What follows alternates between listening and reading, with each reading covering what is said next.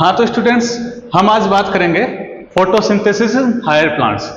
ठीक है, तो इसके लिए मैं एक थोड़ा सा जनरल आइडिया लाता हूँ आपके माइंड में कि क्या है, क्यों पढ़ रहे हैं हम इस चीज़ को। मैं आपसे पूछता हूँ कि आप सब लोगों ने खाना खाया होगा। तो आप कहेंगे हाँ जी सर। तो मैं पूछूंगा क्या खाया है, तो आप कहेंगे कि सर मैंने व्हीट रोटी खाई है, या कोई बोलेगा कि मैंने ब्रेड खाया है, कोई कुछ और बोलेगा, कोई बोलेगा कि सर मैं तो वेजिटेरियन हूँ ही नहीं, नॉन वेजिटेरियन हूँ, तो मैं तो सर नॉन वेज खाता हूँ। तो मैं आपसे अगला क्वेश्चन ये होगा कि आपने जो खाया है वो कहाँ से आया है। समझ रहे हो बात को? जो आपने खाया है उसका सोर्स क्या है, अल्टीमेट सोर्स क्या है। तो आप कहेंगे कि सर व्हीट, तो व्हीट प्लांट से आता है। और जो नॉन वेज वाला बोलेगा कि सर मैं तो नॉन वेज पे डिपेंडेंट हूँ, तो किसी जीव या ऑर्गेनिज्म से मैंने लिया है। ठीक है, तो मैं आपको एक चीज बताता हूँ। जैसे हम जब इकोलॉजी पढ़ेंगे, जब 12th के चैप्टर में हम जाएंगे, इकोलॉजी की जब बात करेंगे, तो वहां पे कुछ फूड चेन्स आती हैं। उनमें क्या होता है, ट्रॉफिक लेवल्स होते हैं। जैसे जो प्राइमरी प्रोड्यूसर है वो अपने पास हायर प्लांट्स है। हम जनरली यहाँ पे हायर प्लांट्स की बात करके चलते हैं। तो हम देखते हैं कि जो हायर प्लांट्स है वो हमारे लिए प्रोड्यूसर हैं, हम कंज्यूमर है। अगर मैं वेजिटेरियन हूं तो डायरेक्ट प्लांट पे डिपेंडेड हूं, मतलब मेरा लेवल क्या होगा ट्रॉफिक लेवल्स में, मैं प्राइमरी कंज्यूमर हूं उसके लिए। अगर मैं किसी मैं नॉन वेजिटेरियन हूं, तो मैं इनडायरेक्टली प्लांट्स पे डिपेंड हूं। मैं हो सकता है कि सेकेंडरी कंज्यूमर हूं, टर्शियरी कंज्यूमर हूं, लेकिन मैं प्राइमरी कंज्यूमर नहीं हूंगा उस केस में। समझ में आ रही? लेकिन अल्टीमेटली जो हमारा जो प्राइमरी प्रोड्यूसर है वो प्लांट्स ही है। ठीक है, अब मैं कहता हूं कि सर ये चीज समझ में आ गई कि हम डायरेक्टली और इनडायरेक्टली प्लांट्स पे डिपेंड हैं फूड के लिए। ठीक है, तो प्लांट्स फूड कैसे बनाते हैं, उसी चीज को हम आज यहां पढ़ेंगे, photosynthesis in higher plants. Photosynthesis क्या है, कैसे होता है, कैसे इससे फूड बनता है, ये सब हम चीजें इसमें देखेंगे। तो मैं एक चीज लिख देता हूं यहां पे, एक चीज क्लियर होगी कि ये क्या करता है। फोटोसिंथेसिस एक प्रोसेस है जिससे हम इनऑर्गेनिक कोई कंपाउंड है, इसको ऑर्गेनिक कंपाउंड या शुगर में या अपने फूड में हम बोल सकते हैं, वो फूड हो गया हमारे लिए, तो हम उसमें कन्वर्ट कर रहे हैं। ठीक है, तो मैं इस चीज को लिखता हूं, it is a process, it is a process by which inorganic carbon dioxide convert into organic sugar. ठीक है, यहां तक क्लियर हो गया। कोई इनऑर्गेनिक कंपाउंड है यहां पे हमारे पास में, कार्बन डाइऑक्साइड है, वो कन्वर्ट हुआ है ऑर्गेनिक शुगर में, वो फोटोसिंथेसिस है। अब मैं इसके एक रिएक्शन लिखता हूं, जनरल रिएक्शन लिखता हूं। उस रिएक्शन को हम दो पार्ट्स में डिवाइड करके हम फर्दर पढ़ेंगे। जब हम धीरे धीरे आगे इस चैप्टर में आगे जाएंगे, वैसे वैसे हम पढ़ते जाएंगे। मैं एक बार जनरल रिएक्शन लिख रहा हूं, आपको उस रिएक्शन से बहुत सारी चीजें मैं निकाल के लाऊंगा। वो रिएक्शन है कुछ इस टाइप की, 6CO2 12H2O, एनर्जी लेके ये हमारे पास शुगर फॉर्म करता है। उसके अलावा 6H2O प्लस 6O2, ये हमारे पास जनरल रिएक्शन है। यहाँ पे शुगर ग्लूकोज भी हो सकती है, C6H12O6। ठीक है, हमने यहाँ पे जनरल लिखा है, शुगर है कोई यहाँ पे। ठीक है, अब हम देखेंगे कि ये जो अपने पास CO2 है, इसका क्या हो रहा है, यहाँ पे रिडक्शन होता है। मैं इस चीज को एक बार लिखता हूं, फिर आपको रिडक्शन समझाता हूं। In this process CO2 reduction. Reduction का मतलब ये हाइड्रोजन को ले रहा है। केमिस्ट्री में हम पढ़ते हैं कि रिडक्शन और ऑक्सीडेशन, जो कंपाउंड हाइड्रोजन लेता है, ठीक है, उसका होता है रिडक्शन, और जो कंपाउंड हाइड्रोजन दे रहा है उसका होता है ऑक्सीडेशन। तो यहाँ पे ऑक्सीडेशन का काम कर रहा है वाटर, और जो रिडक्शन जिसका हो रहा है वो हो रहा है इसका CO2 का। तो CO2 क्या कर रहा है, हाइड्रोजन ले रहा है, हाइड्रोजन लेके वो ग्लूकोज बना रहा है। वाटर क्या कर रहा है, हाइड्रोजन दे रहा है किसी ऐसे कंपाउंड को, वो कंपाउंड हम पढ़ेंगे, वो NADP होता है, उसको हाइड्रोजन देता है, वो NADPH बनाता है। वो जो हाइड्रोजन होगा वो फिर CO2 को देता है, CO2 से ग्लूकोज में कन्वर्ट होता है। पूरी प्रोसेस है, बाद में पढ़ेंगे। अभी जनरल टर्म बात करें, यहां पे H2 है, H2O का ऑक्सीडेशन होता है। अब आपने एक चीज पढ़ी होगी केमिस्ट्री में, एक ऐसी रिएक्शन जिसमें किसी एक कंपाउंड का ऑक्सीडेशन हो रहा होता है, दूसरे कंपाउंड का रिडक्शन हो रहा होता है, तो उसको हम बोलते हैं रेडॉक्स रिएक्शन। ठीक है, तो मैं इसको लिख सकता हूं रेडॉक्स रिएक्शन। ये हो गया अपने पास में रेडॉक्स रिएक्शन। ठीक है, अगली चीज मैं लिखता हूं endothermic. It is A endothermic reaction. ठीक है, एंडोथर्मिक प्रोसेस है, एंडोथर्मिक रिएक्शन। एक चीज समझना, जब केमिस्ट्री में हम रिएक्शंस को दो पार्ट्स में डिवाइड करेंगे on the basis of energy, ठीक है, तो उसमें क्या होता है कि एक ऐसी टाइप होता है जिसमें एनर्जी की रिक्वायरमेंट होती है, दूसरा ऐसा होता है जिसमें एनर्जी रिलीज होती है।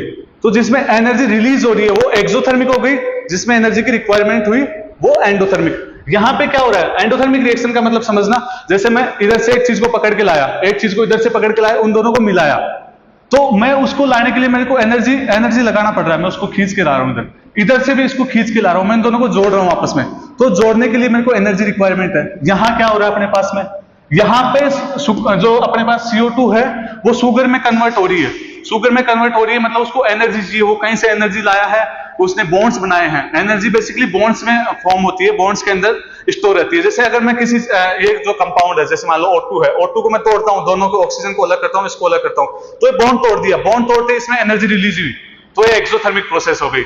ठीक है, अगर मैं बॉन्ड बना रहा हूं, जैसे ये ऑक्सीजन, इधर ऑक्सीजन लगा है, इधर ऑक्सीजन लगा है, ये डबल बॉन्ड के थ्रू ऑक्सीजन जुड़ा है, इनको जोड़ने के लिए मेरे को एनर्जी चाहिए, तो वो एंडोथर्मिक हो गई, उसको एनर्जी की रिक्वायरमेंट है। ये केमिस्ट्री में आप पढ़ोगे, एक जनरल आइडिया दे दिया एंडोथर्मिक और एक्सोथर्मिक क्या है।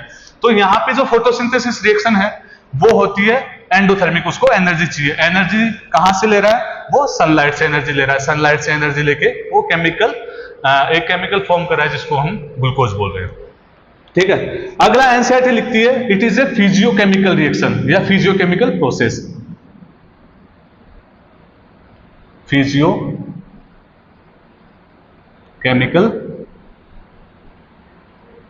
प्रोसेस, इस चीज को समझना, इसको थोड़ा ध्यान से समझना। ये क्या डायरेक्ट क्वेश्चन में नीट में आ सकता है। इसका क्वेश्चन किस तरह से आता है कि ये एक जो फोटोसिंथेसिस है वो किस टाइप का प्रोसेस है, तो उसमें हमें अगर ऑप्शन दिखे कि ये फिजियोकेमिकल टाइप की रिएक्शन है या फिजियोकेमिकल टाइप का प्रोसेस है, तो इस चीज के लिए समझने के लिए मैं आपको समझाता हूं। जैसे जो हमारे पास पिगमेंट्स हैं, पिगमेंट्स पढ़ जाएंगे इसमें, क्लोरोफिल ए, क्लोरोफिल बी, वो पिगमेंट्स क्या करते हैं कि जो सन से जो लाइट आ रही है वो क्या करते हैं, उसको ट्रैप करते हैं, उसको ट्रैप करके उसको केमिकल एनर्जी में कन्वर्ट करते हैं। केमिकल एनर्जी बोल तो ग्लूकोज में कन्वर्ट कर लेते हैं। सन से लाइट लेना फिजिकल प्रोसेस हो गई, सनलाइट क्या है, फिजिकल है, वो फिजिकल प्रोसेस को केमिकल में कन्वर्ट कर रहे हैं। केमिकल क्या हो गया अपने पास में, ग्लूकोज या शुगर। ठीक है, तो इसको इस तरीके से समझना, फिजिकल केमिकल, सनलाइट से पिगमेंट ने लिया, शुगर बना दिया अपने पास में, ये हो गई फिजियोकेमिकल रिएक्शन। ठीक है, तो इसको हमने बोला फिजियोकेमिकल प्रोसेस है। ठीक है, यहां तक समझ में आ गई। हम दूसरी चीज ये लिख सकते हैं कि ये एक प्रोसेस है जिसके थ्रू ये फूड का सोर्स है, उसके अलावा जो अपने पास अर्थ पे जो नेचुरल ऑक्सीजन है उसका सोर्स भी यही है, तो हम इसको लिख सकते हैं it is the source of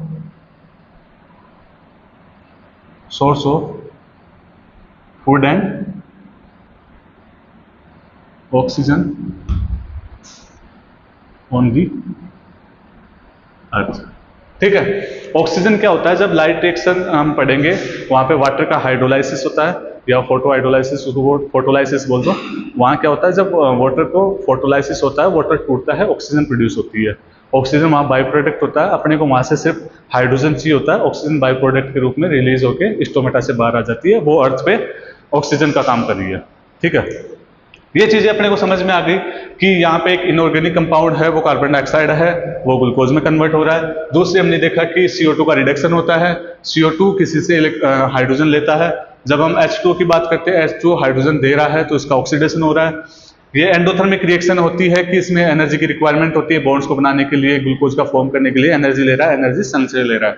physiochemical process मैंने आपको बताया कि फिजिकल सोर्स से एनर्जी लेता है, उसको केमिकल में कन्वर्ट कर रहा है, केमिकल बना रहा है उससे, ये फिजियोकेमिकल हो गया। और ये अल्टीमेटली फूड और ऑक्सीजन का सोर्स है। ये प्रोसेस फूड फूड तो प्रोवाइड करवा रही है, आप समझ गए होंगे। ऑक्सीजन जो इसमें बायो प्रोडक्ट के रूप में ऑक्सीजन बन के आ रही है, वो हमारे लिए ऑक्सीजन का काम कर रही है ऑन द अर्थ। इसी प्रोसेस से हमें ऑक्सीजन मिलती है। ठीक है, यहाँ तक क्लियर होगी? आप बोलोगे कि सर ये तो हमें क्लियर हो गया कि ये फूड बना रही है, यह सारी चीजें क्लियर होगी, लेकिन ये हो कहाँ रही है, आप वो तो बताओ हमें। तो मैं उस चीज के लिए आगे बात करते हैं, लोकेशन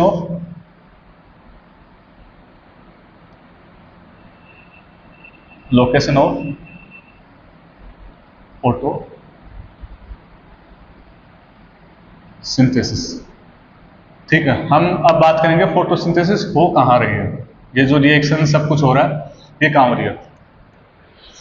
आप कह रहे हैं कि सर जो ग्रीन प्लांट्स हैं उनमें लीफ में भी हो सकता है, और सर स्टेम भी कुछ प्लांट्स में ग्रीन हो सकते हैं, जैसे वुडी प्लांट्स उनमें ग्रीन नहीं होते हैं, लेकिन जैसे जो क्रॉप हो गई अपने पास, वीट हो गया, राइस हो गया, इन सब में क्या होता है कि स्टेम भी ग्रीन होता है।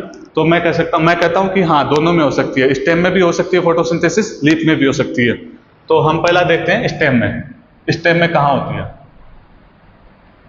जब हम स्टेम की बात करते हैं, स्टेम की आपको एक स्ट्रक्चर बना के दिखाता हूं मैं। मान लीजिए ये स्टेम है, ठीक है, इसके साइड में अपने पास में एपिडर्मिस सेल है, सबसे जो आउटर सेल ले रहा है वो एपिडर्मिस है, तो इसको हम लिखते हैं epidermis cell.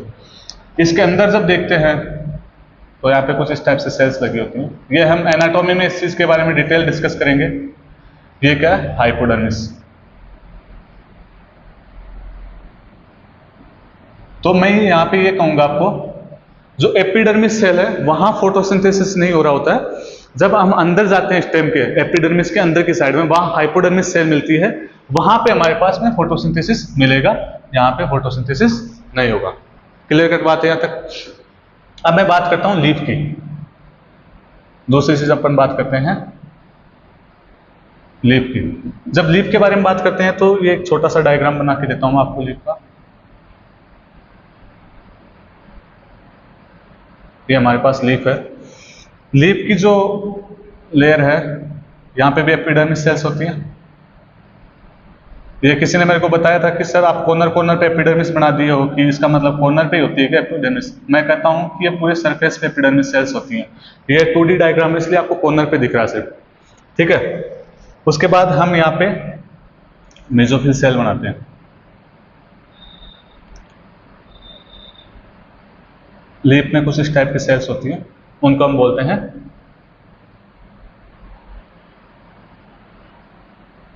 Mesophyll cells.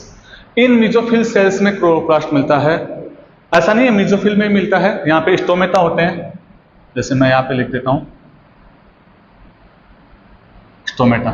Stomata में भी क्लोरोप्लास्ट होते हैं, वहां पे भी फोटोसिंथेसिस होता है। तो अल्टीमेटली अपने को ये पता चल चुका है कि जो फोटोसिंथेसिस होगा वो कहाँ पे होगा। अगर स्टेम में हो रहा है तो वो हाइपोडर्मिस के सेल्स में होगा, अगर लीफ में हो रहा है तो वो मेसोफिल और स्टोमेटा में होता है, ठीक है। तो मैं यहाँ पे एक फ्लो डायग्राम बना देता हूँ आपके सामने। जैसे हम यहाँ पे लीफ की, जनरली लीफ की बात करेंगे, लीफ को लेकर चलते हैं। तो जैसे मैं लीफ की बात करता हूँ तो लीफ अपना पहला पॉइंट हो गया। उसके बाद लीफ में हमने क्या देखा? मेसोफिल सेल देखी।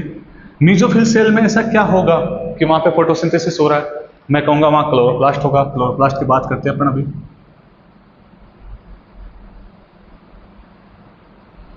क्लोरोप्लास्ट की बात करते हैं। क्लोरोप्लास्ट में क्या होता है? दो टाइप की रिएक्शन चलती हैं। ये जो रिएक्शन है ये कंबाइंड, ये कॉम्बिनेशन है दो रिएक्शंस का, एक लाइट रिएक्शन, एक डार्क रिएक्शन। उनकी अलग अलग साइट है, वो हम जैसे आगे चैप्टर में पढ़ते जाएंगे। मैं एक थीम बना रहा हूं आपके माइंड में कि क्लोरोप्लास्ट है, क्लोरोप्लास्ट में दो रिएक्शंस होंगी, ठीक है। एक तो होगी लाइट रिएक्शन, एक होगी डार्क रिएक्शन, ठीक है। यहां तक क्लियर हो गया? हमने पहले जनरल आइडिया ले लिया फोटोसिंथेसिस के बारे में, फिर हमने देखा कि लोकेशन ऑफ फोटोसिंथेसिस, फोटोसिंथेसिस कहाँ हो रहा है। तो हमने देखा स्टेम में भी हो सकता है। स्टेम में कहाँ होगा? हाइपोडर्मिस सेल्स में होगा। अगर वो लीफ में हो रहा है तो लीफ में कहाँ होगा? मेसोफिलिक सेल्स या स्टोमेटा में होगा। मेसोफिल सेल्स या स्टोमेटा में ऐसी कौन सी चीज है जो फोटोसिंथेसिस करा रही है? मैं कहूंगा वो क्लोरोप्लास्ट है। क्लोरोप्लास्ट में डार्क और लाइट रिएक्शन दोनों चलती है, ठीक है। अब आप बात करते हैं क्लोरोप्लास्ट की। आप कहेंगे सर क्लोरोप्लास्ट क्या चीज है जिसमें इतना सब कुछ हो रहा है, हम जिस चीज के लिए इतना सब कुछ बोल रहे हैं? तो एक क्लोरोप्लास्ट के बारे में बताता हूं। जैसे हमने सेल बायोलॉजी जब चैप्टर पढ़ा था तो हमने क्लोरोप्लास्ट का जिक्र किया था वहां पे। क्लोरोप्लास्ट में कुछ पिगमेंट्स होते हैं बेटा, वो पिगमेंट्स क्या करते हैं, लाइट एनर्जी को ट्रैप करते हैं और उसको उस एनर्जी का यूज करके ग्लूकोज का फॉर्म करते हैं। ठीक है, वो हम देखेंगे कैसे करेंगे, उसको अभी हम नहीं जा रहे। हम एक जनरल आइडिया ले रहे हैं कि क्लोरोप्लास्ट क्या है, क्या उसमें ऐसा होता है कि वो उसको लाइट को ट्रैप कर पा रहा है। ठीक है, वैसे तो हमने इसका डायग्राम और उसके बारे में डिटेल स्टडी हमने उसमें कर ली थी, पर फिर भी मैं एक बार यहाँ पे और दिखा देता हूँ आपको क्लोरोप्लास्ट क्या चीज है। आप सबने देखा होगा chloroplast double membrane bounded organelle है, जो सेल विद इन सेल भी बोल सकते हैं इसको। ये अपने पास है आउटर मेम्ब्रेन, ये हमारे पास है इनर मेम्ब्रेन। ठीक है, यहां तक क्लियर है। अब हम इसके अंदर चलते हैं। यहां तक तो सबको क्लियर है कि डबल मेम्ब्रेन बाउंडेड ऑर्गेनेल होता है। इसके बाद हम देखते हैं कि इसके अंदर क्या है। अंदर इसमें डिस्क लाइक स्ट्रक्चर्स होती हैं कुछ इस टाइप की।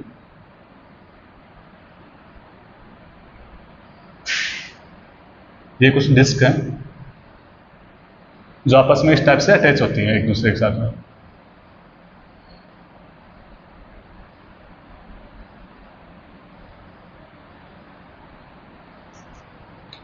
ये मैट्रिक्स है,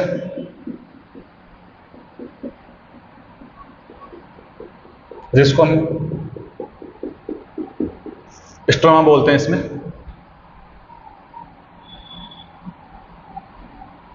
स्ट्रोमा, स्ट्रोमा के बारे में हम एक चीज लिखते हैं, ये है साइटो।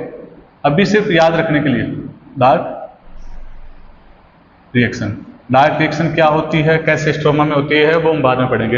ये साइट है डार्क रिएक्शन की। ठीक है, ये जो हमारे पास एक सिंगल, जब इसको सिंगल को देखते हैं, ये जब पूरी आपस में जुड़ी होती है इसको बोलते हैं हम granum.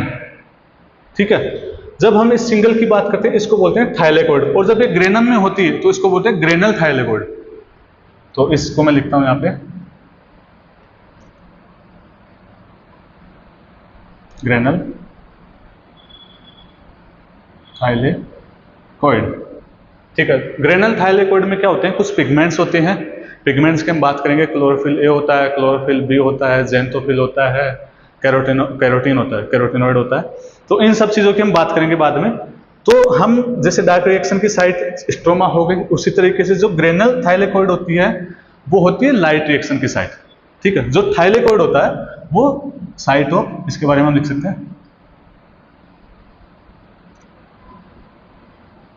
Site of light reaction. यहां तक क्लियर है बात सबको। स्ट्रोमा डार्क रिएक्शन की साइट है, जो ग्रेनल थाइलेकोइड है वो लाइट रिएक्शन की साइट है। ठीक है, स्ट्रोमा हो गया अपने पास में। ये थाइलेकोइड मैंने बता दिया आपको। थाइलेकोइड में इस टाइप से कुछ पिगमेंट लगे होते हैं जो एनर्जी को ट्रैप करते हैं और बाकी रिएक्शन चलती है। ठीक है, ये हो गए अपने पास में pigments. Different kind of pigments होते हैं, वो हम इससे जस्ट अगले वाले लेक्चर में पढ़ेंगे। क्लोरोफिल ए, क्लोरोफिल बी और भी बहुत सारे। ये जो सिंगल डिस्क दिख रही है इसको बोलते हैं हम स्ट्रोमल थाइलेकोइड। ये स्ट्रोमा में होती है। मीन्स ये क्या होता है कि ये किसी से जुड़ी नहीं होती है, सिंगल डिस्क होती है। ठीक है, ये बाकी आपस में एक ग्रेनम बना लेती है, आपस में सारी जुड़ के। उसके अलावा हम देखते हैं कि इसमें डबल स्टैंडर्ड सर्कुलर डीएनए होता है। इसको यही लिख लेते हैं, डबल स्टैंडर्ड सर्कुलर डीएनए। इसके अलावा अपने पास में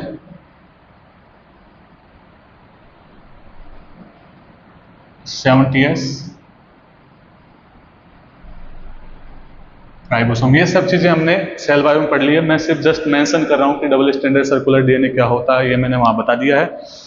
70S राइबोसोम क्या होता है ये मैंने यहाँ सिर्फ मेंशन किया जा रहा है। ठीक है, इसके अलावा जैसे मैं स्ट्रोमल थाइलेकोइड की बात करूं तो यहाँ पे PS फर्स्ट यहाँ पे चलता है। PS फर्स्ट क्या है ये हम जस्ट इससे अगली क्लास में पढ़ लेंगे। PS first photo system first होता है, जो ग्रेनल होता है इसमें PS फर्स्ट और PS सेकंड चलता है, दोनों इसमें चलते हैं। अब आप पूछो sir PS first PS second क्या है? ये फोटो सिस्टम होते हैं जो क्या करते हैं, लाइट एनर्जी को ट्रैप करते हैं। ये बेसिकली एक जो अपना क्लोरोफिल ए होता है उसके चारों तरफ जो एंटीनी मॉलिक्यूल्स या कोर मॉलिक्यूल्स हम आगे पढ़ेंगे, या जो एसेसरी पिगमेंट्स होते हैं वो LHC बनाते हैं, लाइट हार्वेस्टिंग सिस्टम या कॉम्प्लेक्स, उसके थ्रू ये बना होता है। इसमें कुछ प्रोटीन्स होती हैं, कुछ प्राइमरी एक्सेप्टर्स होते हैं, एंजाइम्स, प्राइमरी एक्सेप्टर, और जो पिगमेंट्स होते हैं LHC, और अपना कोर जो होता है अपना रिएक्शन सेंटर, वो इनमें होता है PS फर्स्ट और PS सेकंड में। तो इनके बारे में डिटेल में चर्चा हम नेक्स्ट क्लास में करेंगे। तो यहाँ तक क्लियर हो गया। अपन ने पढ़ा फोटोसिंथेसिस क्या होता है, फोटोसिंथेसिस के बारे में हमने पढ़ा, लोकेशन ऑफ फोटोसिंथेसिस, फोटोसिंथेसिस की लोकेशन देख के हमने क्लोरोप्लास्ट को पढ़ लिया। क्लोरोप्लास्ट में पिगमेंट्स होते हैं, पिगमेंट्स में जो रिएक्शन होंगी, लाइट रिएक्शन और डार्क रिएक्शन के बारे में हम आगे नेक्स्ट क्लास में कंप्लीट करेंगे। नेक्स्ट क्लास में अपन कंप्लीट करेंगे जो अपने पास है पिगमेंट्स, टाइप ऑफ पिगमेंट्स, उनकी स्ट्रक्चर, उसके बाद में हम कुछ ग्राफ्स देखेंगे, जैसे जो पिगमेंट्स के एब्जॉर्प्शन स्पेक्ट्रम होते हैं, उनके कुछ एक्शन स्पेक्ट्रम होंगे, उनके बारे में हम पढ़ेंगे। उसके बाद हम चलेंगे लाइट रिएक्शन में, लाइट रिएक्शन में फोटो सिस्टम को पढ़ेंगे। उसके अलावा हम जो साइक्लिक और नॉन साइक्लिक पाथवे होता है इलेक्ट्रॉन का, उसके बारे में पढ़ेंगे। उसके बाद हम डार्क रिएक्शन में चलेंगे। डार्क रिएक्शन में अपन केल्विन साइकिल पढ़ेंगे, केल्विन साइकिल जो C3 साइकिल भी बोलते हैं वो पढ़ेंगे। उसके बाद में हम C4 प्लांट्स, उनमें C4 साइकिल चलता है, वो क्या होता है, क्रेंज एनाटॉमी क्या होती है। उसके बाद हम जो जीरोफाइटिक प्लांट्स होते हैं उनमें कैम साइकिल चलता है, कैम साइकिल के बारे में पढ़ेंगे। यहाँ तक पढ़ते पढ़ते अपना ऑलमोस्ट चैप्टर क्लियर हो जाएगा। उसके बाद हम पढ़ेंगे कि जो फोटोसिंथेसिस के कौन कौन से फैक्टर हैं अफेक्ट कर सकते हैं, उनके बारे में पढ़ेंगे। ठीक है, तो यहाँ तक मेरे हिसाब से क्लियर हो गया आज का था। Okay, thank you students.